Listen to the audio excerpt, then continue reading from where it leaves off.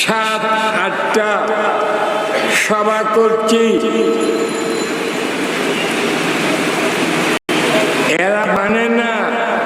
হেলিকপ্টারে নিয়ে গেছে, এক একটা মা পেলে লক্ষ লক্ষ মানুষ সবাই বাইরে হয়ে গেছে।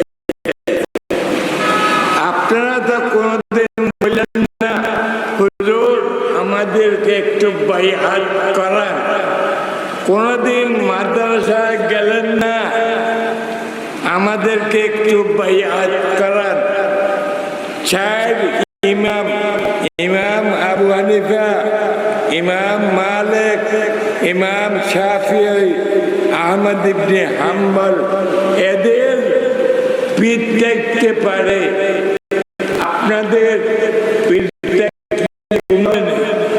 বাইত মুরিদ হলে গুনাহ হবে না।